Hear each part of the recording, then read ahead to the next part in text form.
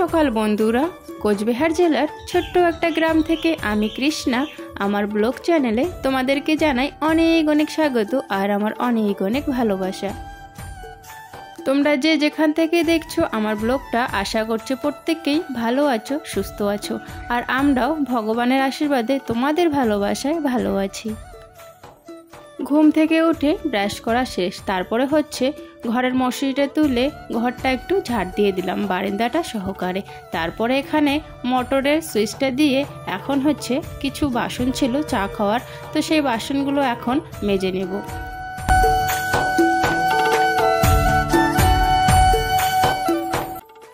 তোমরা কয়েকজনে বলেছো যে দিদিভাই তোমাদের বাড়ির হোম ট্যুরটা দিও। ঠিক আছে বন্ধুরা, আমি হোম ট্যুর অবশ্যই দেব। কি বলো তো, দুদিন ধরে আমি জানি না কেন হচ্ছে আমার ব্লগের কমেন্ট বক্সগুলো অফ হয়ে যাচ্ছে, সেটা জানি না কেন হচ্ছে। তবে দেখি এই ভিডিওতে কমেন্ট বক্স অফ থাকে কি না। যদি অন থাকে অবশ্যই বন্ধুরা তোমরা একটু কমেন্ট করবে, তাহলে আমি জানতে পারবো যে অন আছে।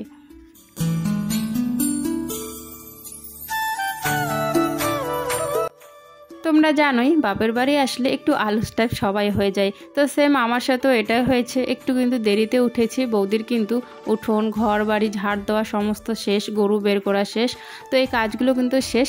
আর আমি উঠে শুধু আমাদের ওই ঘরটা ঝাড় দিলাম, আর হচ্ছে কিছু বাসন ছিল, তাও আরও এগুলো হচ্ছে চা খাওয়ার বাসন, আর সকালের বাসন কিন্তু বৌদি আর কি মেজে নিয়েছে। আর আমি কিছু চা খাওয়ার বাসন মেজে তারপর দেখি দাদা এনে দিল মাছ, তো মাছগুলো সঙ্গে সঙ্গে ধুয়ে নিচ্ছি। আর দেখো বন্ধুরা, মোটরের জল কীরকম কম কম করে আসে পাইপটাতে, তো মোটরটা নষ্ট হওয়ার কারণে এতটুকু করে জল পড়ে, তো সেই জন্য আগের থেকে মোটর চালিয়ে গামলাটা আমি ভরে নিই। আর এখন হচ্ছে এখানে মাছগুলো আমি ধুয়ে রান্নাঘরে নিয়ে যাব।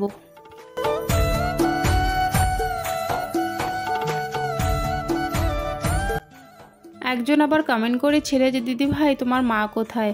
আমার মা আর বাবা রাজস্থানে থাকে গো, আগেও বলেছিলাম এখনও বলে দিলাম। আমাদের বাড়ির সামনে যে ক্ষেতে পাট ফেলানো হয়েছে, তো ক্ষেতে না প্রচুর ঘাস, অনেক ঘাস হয়ে গেছে। এখন ঘাস মারার ওষুধ দিলেও নাকি ওই পাট গাছগুলো নষ্ট হয়ে যাবে, সেই জন্য ওষুধ না দিয়ে এখন হচ্ছে ওই হাত দিয়ে আর কি ফেলে দিতে হবে সমস্ত ঘাস আর কি। তো হচ্ছে বৌদি আর হচ্ছে দুজন আছে কামলা আর কি নেওয়া হয়েছে, তো তিনজনে মিলে আজকে কিন্তু সকাল থেকে বিকেল অবধি কিন্তু ওরা ঘাস ফেলবে ক্ষেতের। তো যেহেতু বৌদি ওখানেই থাকবে সারাদিন আজকে, আর আমি তো বাড়িতে থাকবো, সেই জন্য ভাবছি যে আজকে বৌদিকে ছুটি দিয়ে দেই রান্নাঘরের। তাই জন্য বৌদিকে বললাম তুমি ওইদিকে করো, আমি রান্নাটা এদিকে করে নেব। আর দেখো রান্নাঘরে চলে এসেছি, মাছ সবগুলো আর কি ধুয়ে লবণ হলুদ মেখে ভাজাও বসিয়ে ভাজা করেছি। তবে কি রান্না করব দেখি, কি আছে কি জানি, দেখতে হবে। সেরকম তো কিছুই নেই, মাছ দিয়ে কি রান্না করবো সেটাই দেখছিলাম। কয়েকটা পটল আর হচ্ছে তোমার টমেটো আছে, আর কিছু নেই। আর এতটুকু কাঁঠাল তো হবেই না, এতজনের মানুষের রান্না, অনেক মানুষের রান্না, সেই জন্য কিন্তু হবে না এতটুকু। চাল কুমড়ো আছে, চাল কুমড়োটা বোধহয় রান্না করতে হবে। সকালবেলা তো বৌদি চলে যায় খেতে, তবে কি রান্না করব সেটা বলেনি। আর আমি এখন আবার যাব, এত দূরে আসবো, তাই ভাবলাম দেখি বুদ্ধি করে আমি কিছু রান্না করিনি। মাছ তো আছেই, তো বুদ্ধি করে দেখি কিছু আছে নাকি ঘরে। ঘরে গিয়ে দেখি ফ্রিজে সেরকম কোনো সবজি নেই, তবে চাল কুমড়োটা ছিল, তাই ভাবলাম একটুখানি মাথাও আছে, তো মাথাটা দিয়ে চাল কুমড়ো রান্না করব। আর হচ্ছে মুসুর ডাল করব, আর মাছ তো আছেই, মাছের ঝোল করব।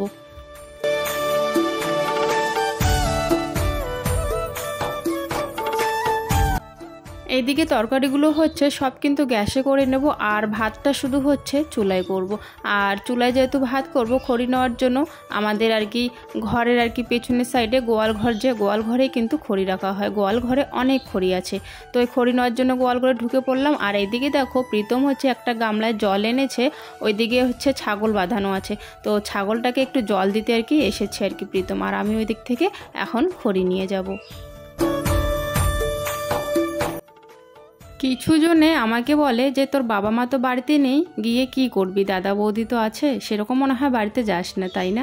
তো আজকে আমি ব্লগের মাধ্যমে তাদেরকে আর কি বলে দিতে চাই, আমি বাড়িতে যখন আমার ইচ্ছা করে তখনই আসি। বাবা আমার নেই তো কি হয়েছে, আমার বৌদি দাদা আছে।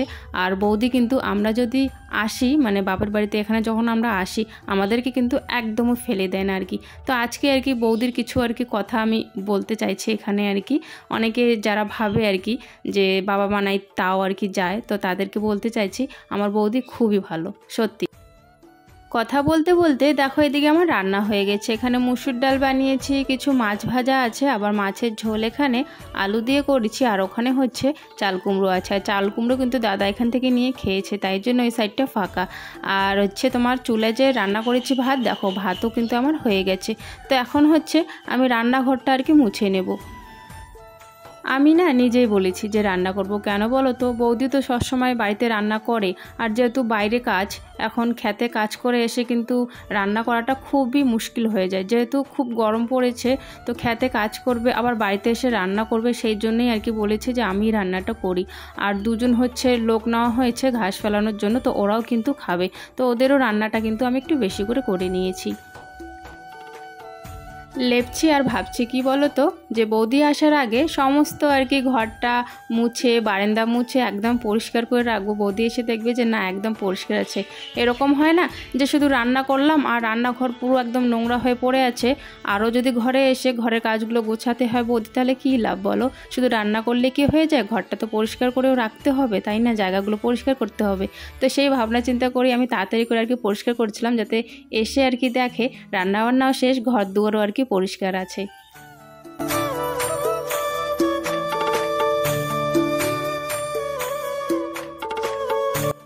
কিন্তু কাজ শেষ হতে না হতে বৌদি কিন্তু চলে আসে ক্ষেত থেকে, আর দুজন যে আছে তারাও কিন্তু বাড়ির পাশেই যেহেতু, তো ওরা বাড়িতে চলে যায় চান করার জন্য। ওরাও কিন্তু চান করে একটু পরে আর কি এসে পড়বে। আর বৌদি হচ্ছে এখন গরুটাকে জল দিয়ে দিচ্ছে।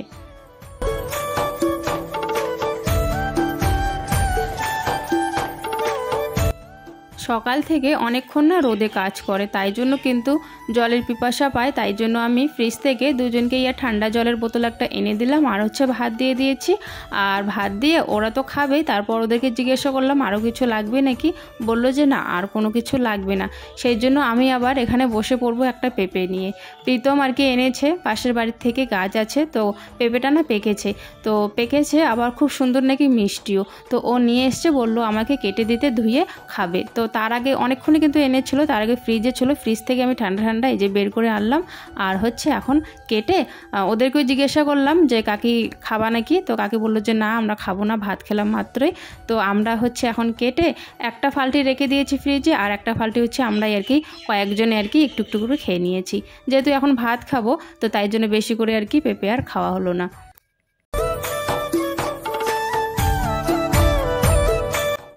এখন কিন্তু খাওয়া দাওয়া শেষ হয়ে গেছে। খাওয়া দাওয়া শেষ করে সারাদিনও কিন্তু চুলগুলো আঁচড়ানো হয়নি। কালকে তো আঁচড়ানো হয়নি ঠিক করে যখন এসছি, তো তারপরে আজকেও কিন্তু চুলটা আমার ঠিক করে আঁচড়ানো হয়নি, জটগুলো আর কি ভাঙা হয়নি, এমনি সামনটা আঁচড়িয়ে রেখেছি। তো ভাবলাম এখন তো সমস্ত কাজ শেষ, একটু কাজ আছে, তো তার আগে ভাবছি যে চলো চুলগুলো একটু আঁচড়িয়ে নিই। তো তাই জন্য বাইরে চলে আসলাম, বাইরে বসে এখন চুলগুলো আঁচড়াচ্ছি। আর ওইদিকে হচ্ছে প্রীতম নেই, ওই অষ্টমী আর হচ্ছে প্রীতি ওই ঠাকুর ঘরের যে বারান্দাটা আছে, তো সেই ঠাকুর ঘরের বারান্দায় বসে আর কি দুজনে খেলছে।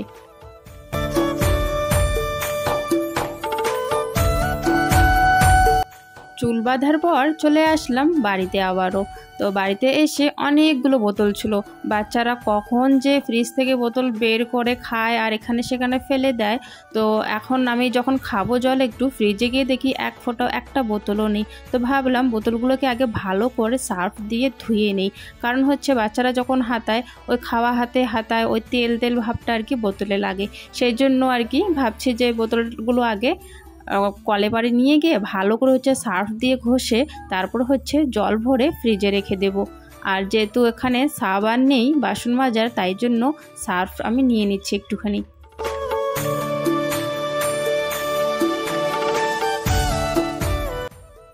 একদমই কিন্তু বসে থাকতে ভালো লাগে না, তাই না?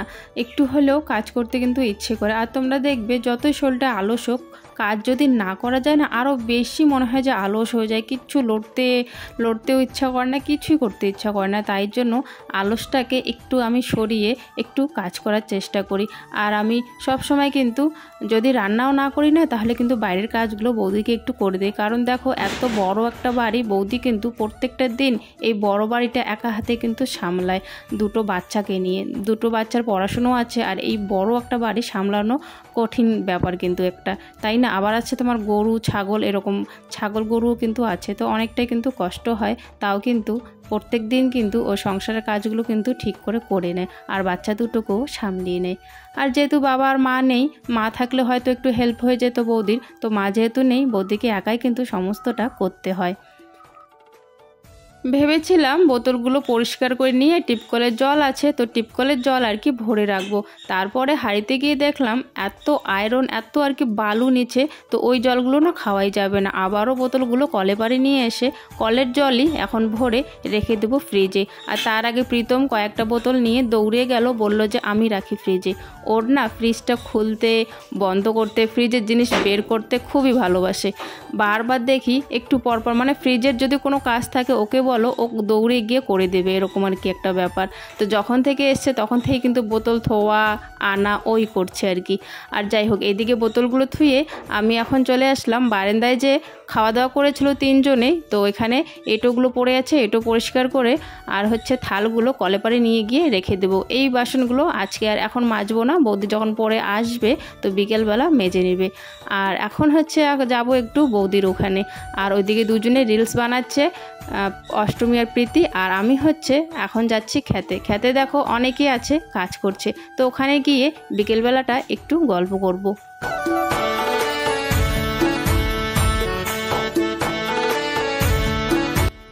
এখন হচ্ছে বিকেলবেলার টাইম, তো বিকেলবেলার টাইম কিন্তু ঘাসগুলো ফেলতে বেশ আরামে লাগে, কিন্তু এই দুপুরবেলা এই খেতে বসে থাকা অসম্ভব হয়ে যায়। যাদের আর কি অভ্যাস নেই তারা কিন্তু খেতে বসে থাকতেই পারবে না।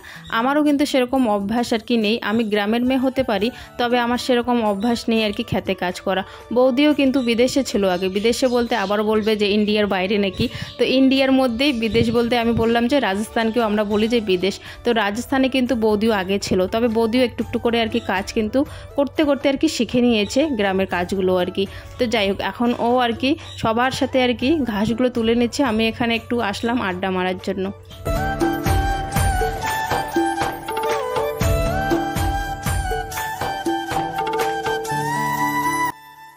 আমি যাওয়ার পর একটুখানি গল্প করার পর এদের নাকি টাইম শেষ, এরা নাকি এখন বাড়িতে যাবে, তাই জন্য সবাই উঠে চলে গেলাম বাড়িতে। তো বাড়িতে এসে এই জায়গাটা তো আমি পরিষ্কার করিনি, কারণ আমার তো জানা ছিল না যে গোবর আর কি গোবর ফেলতে হবে আর এই জায়গাটা পরিষ্কার করতে হবে। তাই বৌদি এসে কিন্তু এই জায়গাটাও, মানে গরুর যে জায়গাটা আছে সেই জায়গাটা পরিষ্কার করে নিচ্ছে গোবরগুলো ফেলে। আর এখন হচ্ছে হঠাৎ করে আমাদের আর কি ইচ্ছে হলো যে আমরা এখন যাব কাকির বাড়িতে, সেই জন্যই খ্যাত দিয়ে গেলে তাড়াতাড়ি হয় বলে আমরা সবাই মিলে খ্যাত দিয়ে যাচ্ছি, তিনজনে আর কি, সবাই মিলে বলতে তিনজনে। আজকে রাতে কিন্তু ওখানেই থাকবো।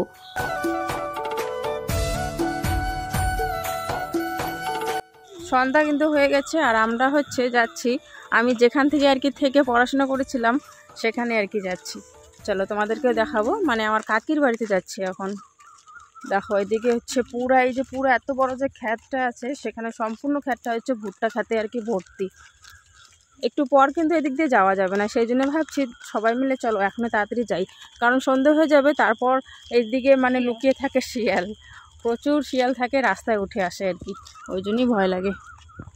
আর ওই জন্য হচ্ছে যাচ্ছি আমরা একটু তাড়াতাড়ি। কোথায় সন্ধ্যা হয়ে গেছে, এখন মানুষ সন্ধ্যাবাতি দিচ্ছে, আর এখন আর কি যাচ্ছি। এখন বৌদিও আসলো আর কি খ্যাত থেকে, সেই জন্য ভাবছি তো এখনই যাই আর কি। এই যে রাস্তা, ভুট্টা খেতে যে কত শিয়াল থাকে। তো এটা দেখো, এটা হচ্ছে কিন্তু আমার কাকির বাড়ি। এসে একটু গল্প সল্প করে নিয়েছিলাম, আর এখন বাজে হচ্ছে 9টা। তো 9টা বাজে, এখন দেখো প্রীতি খাওয়ার জন্য বসে পড়ছে রান্নাঘরে, কাকি দিয়ে দিল খাবারটা, আর আমিও হচ্ছে এখন আর কি বসে পড়বো খাওয়ার জন্য। তো গল্প করতে করতে আর কি এখন আর কি রাতের খাবারটা খেয়ে নিচ্ছি আমরা। আর প্রীতম বলেছে ও নাকি একটু পরে খাবে। ডাল আর ওটা হচ্ছে একটা তরকারি আর কি। তো এটা দিয়ে কিন্তু খাওয়া দাওয়া, যেহেতু কাকি জানে না আমরা আজকে আসবো আর কি, তো আমরা কিন্তু হঠাৎ করে আর কি এসেছি, তাই জন্য এগুলো দিয়ে আর কি রাতের খাওয়া দাওয়াটা। আর এখানে দেখো এগুলো কিন্তু হচ্ছে নাড়ু।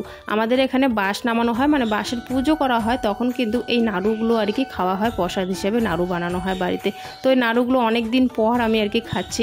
তো যাই হোক বন্ধুরা, দেখো আমরা শুয়ে পড়েছি। তো আজকের ব্লগটা এতটুকুই, দেখা হচ্ছে আগামীকাল নতুন একটা ব্লগের সাথে।